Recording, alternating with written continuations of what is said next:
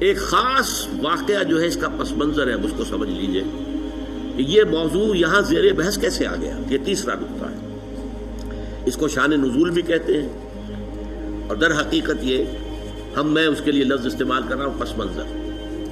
اس آیت کے پس منظر میں تحویل قبلہ کا جو واقعہ ہوا ہے وہ ہے، آپ کے علم میں ہوگا کہ حضور جب تک مکے میں رہے آپ نماز ایسے پڑھتے تھے، خانہ کعبہ کے جنوبی سمت میں کھڑے ہوتے تھے، جو رکن یمانی ہے، اور دوسرا وہ رکن ہے جس میں کہ حجر اسود نصب ہے۔ ان دونوں کے درمیان اگر کوئی شخص کھڑا ہوگا تو اس کو کہتے ہیں استقبال القبلتین، بیک وقت خانہ کعبہ بھی سامنے ہے اور بالکل سیدھ میں بیت المقدس بھی سامنے ہے۔ استقبال القبلتین مکے میں رہتے ہوئے ممکن تھا، اس لیے کہ اگر آپ خانہ کعبہ کے جنوب میں کھڑے ہیں تو آپ کے سامنے کعبہ ہے اور اسی سیدھ کے اندر بیت المقدس بھی ہے۔ لیکن جب آپ ہجرت فرما کر تشریف لے آئے مدینہ منورہ، اب مدینہ منورہ کے جنوب میں ہے بیت اللہ، خانہ کعبہ، مکہ مکرمہ، اور شمال میں ہے بیت المقدس، لہذا اب استقبال القبلتین تو ممکن نہیں۔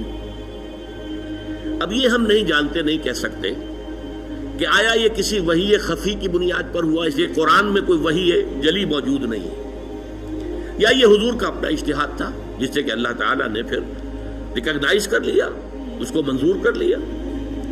لیکن حضور نے مدینے جا کر نماز پڑھنی شروع کی بیت المقدس کی طرف رخ کر کے، شمال کی طرف، اور خانہ کعبہ پشت پر ہے۔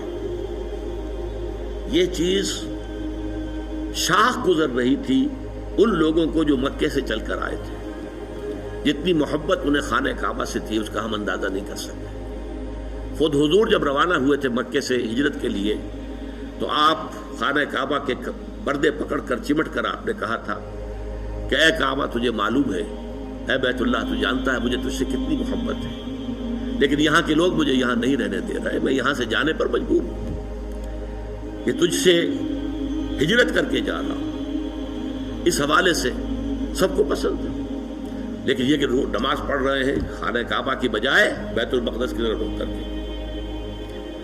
اس کے بعد 16-17 مہینے کے بعد قرآن مجید میں حکم آ گیا، قد نرى تقلب وجهك في السماء فلنولينك قبلة ترضاها فول وجهك شطر المسجد الحرام۔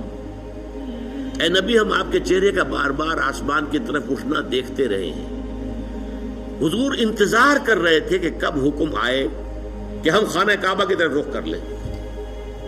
اس سے میرا گمان یہ ہے کہ وحی خفی کی بنیاد پر حضور کا فیصلہ تھا۔ قرآن مجید میں جو وحی آ گئی ہے شامل ہے، اسے وحی جلی کہتے ہیں، اور حضور پر اور بھی وحی ہوتی تھی، وحی خفی جو قرآن مجید میں شامل نہیں ہے۔ بہت سی احادیث در حقیقت وہ وحی ہی پر مبنی ہے، لیکن وہ باللفظ نہیں ہے، بالمعنی ہے، اور وہ وحی جلی نہیں ہے، وحی خفی ہے۔ تو یہ معلوم ہوتا ہے وحی خفی کی بنیاد پر تھا، لیکن حضور پر بھی شاخ گزر رہا تھا اور مکے والوں پر بھی شاخ گزر رہا تھا، اور حضور بار بار آسمان کی طرف نگاہ اٹھاتے تھے کب جبرائیل آئیں اور کب یہ حکم ہو کہ ہم اپنا رخ بدل دیں اور بجائے شمال کی طرف رخ کر کے نماز پڑھنے کے جنوب کی طرف رخ کر کے نماز پڑھیں۔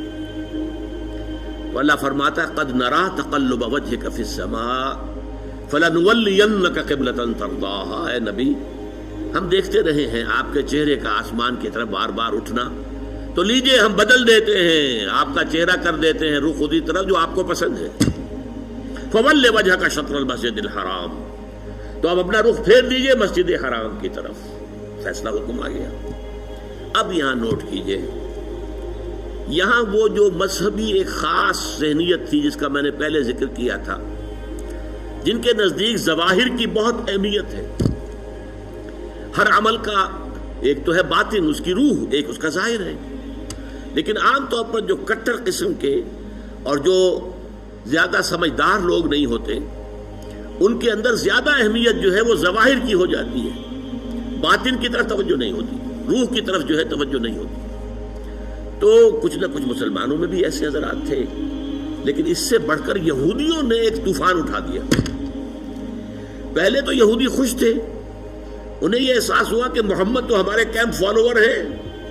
جب ہمارے قبلے کی طرف رخ کر کے انہوں نے نماز پڑھنی شروع کی ہے، اس کا مطلب ہے کہ ہی از فالوئنگ اس، تو ہمارے پیروکار ہو گئے، تو جھگڑا کائے کا ہے. لیکن اب جب آ گیا یہ کہ اپنا رخ بدل دیجئے، اب پیٹھ ہو گئی بیت المقدس کی طرف اور رخ ہو گیا خانہ کعبہ کی طرف، تو ان کے کان کھڑے ہوئے کہ یہ تو کوئی مسئلہ جو ہے کچھ اور ہے. ایک نئی امت کی تشکیل ہو رہی ہے اور ایک نئی بالکل شریعت آ رہی ہے، نئی امت جو ہے وہ وجود میں آ رہی ہے. انہوں نے اس کو ایک مسئلہ بنا لیا، پروپیگنڈے کا طوفان کھڑا کر دیا. یہ کیسے نبی ہیں جن کا قبلہ ہی معین نہیں ہے؟ 16 مہینے ادھر رخ کر کے نماز پڑھی. اگر ادھر کا قبلہ تھا تو وہ غلط تھا، تو 16 مہینے کی نمازیں زیرو ہو گئی. اور اگر وہی صحیح قبلہ تھا تو اب جو نمازیں پڑھ رہے ہیں وہ زیرو ہو گئی. قبلہ تو اپنی جگہ سے نہیں ہل سکتا، قبلہ تو ایک ہی ہوتا ہے. ان کا قبلہ ہی معین نہیں ہے. 16 مہینے ادھر رخ کر کے نماز پڑھی، اب ادھر رخ کر لیا. اور جیسا کہ میں نے عرض کیا، مسلمانوں میں بھی ایسے سادہ لوگ، سادہ مزاج لوگ تھے، وہ ان کے اس پروپیگنڈے سے بہت متاثر ہوئے.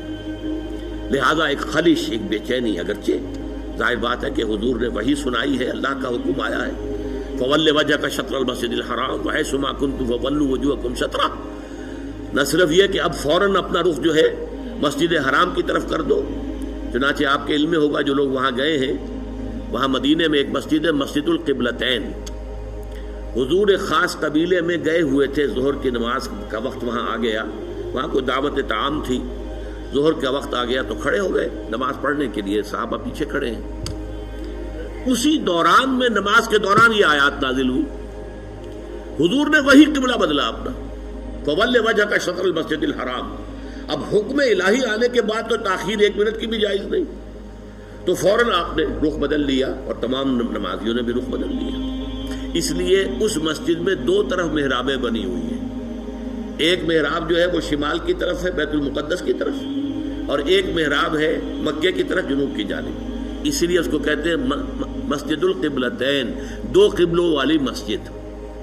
لیکن یہاں حکم یہ بھی ہے وَأَيْنَمَا تَكُونُوا فَوَجُّوا، جہاں کہیں بھی تم ہو فَوَلُّوا وُجُوهَكُمْ شَطْرَهُ، اے مسلمانوں جہاں کہیں بھی ہو اپنا رخ مسجد حرام کی طرف کرو.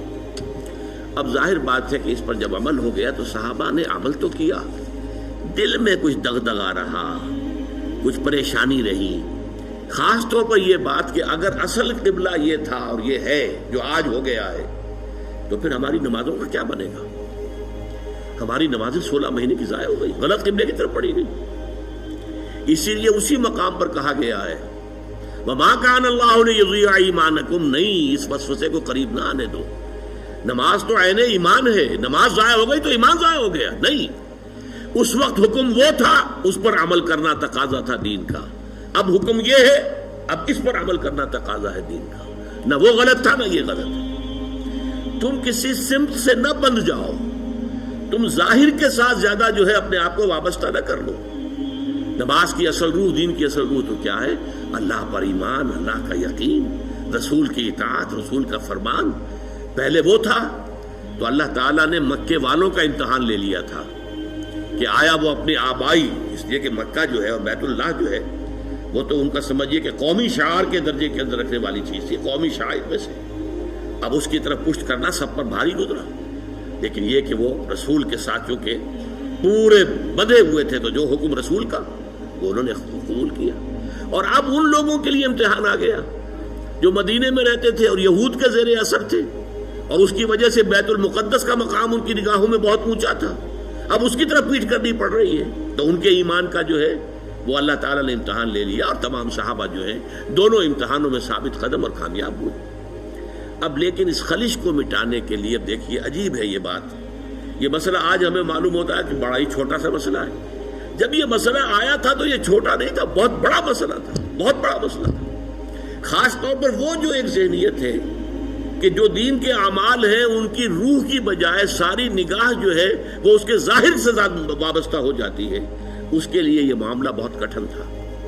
یہی وجہ ہے اس قرآن مجید میں آپ کے علم میں ہوگا پورے 2 رکوع ہیں تحویل قبلہ کے اوپر. حالانکہ آج ہمارے نزدیک کوئی بڑا مسئلہ نہیں تھا، لیکن یہ کہ وہاں اس وقت ڈی فیکٹو جو اس وقت کی سچویشن تھی اس میں اس کی اتنی اہمیت تھی، دلوں پہ جو کیفیت گزر رہی تھی اس کا جو ہے صحیح طور سے اس کا علاج اور اس کا معالجہ اور مداوع ضروری تھا۔ دو رکوع جو ہے، رکوع 17واں اور 18واں، دوسرے پارہ سیقول کے پہلے دو رکوع خاص اسی پر ہے، جس تکرار کے ساتھ فولوا وجوہکم شطرہ، فولوا وجوہکم شطرہ، اس سے دو رکوع پہلے ایک بات کہی گئی۔ یہ آپ کو ملے گا 14ویں رکوع کے اندر، وَلِلَّهِ الْمَشْرِقُ وَالْمَغْرِبُ فَأَيْنَمَا تُوَلُّوا فَثَمَّ وَجْهُ اللَّهِ۔ دیکھو لوگوں، مشرق اور مغرب سب اللہ کے ہیں، تم جدھر بھی رخ کرتے ہو وہ اللہ کا رخ ہے۔ اللہ کسی رخ میں محدود نہیں ہے۔ کیا مغرب صرف اللہ کا رخ ہے، مشرق نہیں ہے؟ آج آپ کو معلوم ہے کہ ہم پڑھتے ہیں مغرب کی طرف، اور امریکہ والے یا افریقہ والے وہ مشرق کی طرف نماز رخ کرتے پڑھتے ہیں۔ تو مشرق و مغرب سے کوئی فرق واقع نہیں ہوتا۔ اور دوسرے یہ کہ کوئی قبلے کی سمت معین کر دینا، اس کا مطلب یہ نہیں اللہ اس سمت میں محدود ہے، بلکہ یہ تو تمہاری ہم آہنگی کے لیے، یکسانی کے لیے، یک رنگی کے لیے۔ ایسا نہ ہو کہ اب آپ کھڑے تو کسی کا رخ ادھر ہے، کسی کا رخ ادھر ہے، کسی کا ادھر ہے، کسی کا ادھر ہے۔ یہ نہیں، سب ایک رخ میں کھڑے ہوئے ہوں، صفیں بندھی ہوئی ہوں۔ دیکھنے والا جو ہے کوئی شخص اگر آ جائے اچانک، وہ بھی اس سے متاثر ہوتا ہے۔ ایک فرانسیسی سیاح صرف اس منظر کو دیکھ کر ایمان لے آیا تھا۔ وہ آیا تھا مصر سیاحت کے لیے، اور وہ جو بہت بڑا وہاں کا دارالعلوم ہے جامع الازہر، اس کی جو جامع مسجد ہے، اس کے وہ مینار پر چڑھ گیا۔ عصر کا وقت تھا، مینار کے اوپر سے اس نے منظر دیکھا، صحن میں عصر کی جماعت ہو رہی تھی۔ اب ایک امام کے پیچھے کھڑے ہیں، سیدھی سیدھی صفیں بندھی ہوئی ہیں، ایک امام کا کوشن ہے اور وہ جھک رہے ہیں، اور اسی طرح سے کوشن آئی ہے، وہ کھڑے ہو گئے ہیں۔ ایک منظر ایسا اس کے دل کے اوپر اس نے اثر کیا، وہ ایمان لے آیا کہ جس مذہب کی عبادت اتنی منظم، اس کے اندر یہ رنگ ہے، گویا کہ ملٹری پریڈ ہو رہی ہے، اس طرح کا انداز عبادت کا، ایک تو کلیکٹیو، انفرادی نہیں، اجتماعیت کی اہمیت، اور پھر اس کے اندر وہ رنگ اور یکسانی، ہم رنگی دیکھ کر۔ تو اس طریقے سے تمہارے اندر یک رنگی پیدا کرنے کے لیے ایک رخ معین کر دیا۔ اس کا یہ مطلب نہیں اللہ اسی رخ میں ہے۔ للہ المشرق والمغرب، مشرق و مغرب سب اللہ کے لیے ہے۔ فَأَيْنَمَا تُوَلُّوا فَثَمَّ وَجْهُ اللَّهِ، جدھر بھی تم رخ کرو اللہ کا رخ ہے، شمال بھی اللہ کا، جنوب بھی اللہ کا، مشرق بھی اللہ کا، مغرب بھی اللہ کا۔ اللہ تعالیٰ کسی رخ میں جو ہے محدود نہیں ہے۔ اس کو خوب کہا ہے غالب نے، ہے پرے سرحد ادراک سے اپنا مسجود۔ قبلے کو اہل نظر قبلہ نما کہتے ہیں، یعنی ہم جسے سجدہ کر رہے ہیں کعبے کو سجدہ نہیں کرتے ہم۔ چاہے وہ لوگ جو مسجد حرام میں کھڑے ہو کر وہ وہاں پر صفیں باندھے ہوئے کعبے کے گرد کھڑے ہوئے ہیں، مسجود کعبہ نہیں ہے، معاذ اللہ، مسجود صرف اللہ ہے۔ اس لیے ہے پرے سرحد ادراک سے اپنا مسجود۔ مسجود ہمارا جو ہے وہ تو ادراک، ہمارے عقل اور فہم اور ہمارے تخیل اور تصور سے وراء الورا ثم وراء الورا ثم وراء الورا، ہے پرے سرحد ادراک سے اپنا مسجود۔ قبلے کو اہل نظر قبلہ نما کہتے ہیں۔ یہ قبلہ نما ہے، اصل میں یہ ڈائریکشن ہے جو معین کر دی گئی ہے، بس یہ ہے، اس سے زیادہ اس کی اہمیت نہ سمجھو۔ یہ بات کہہ کر پھر دو رکوعوں کے بعد وہ پورے دو رکوع آئے جس میں کہ یہ حکم تحویل قبلہ کا حکم آ گیا۔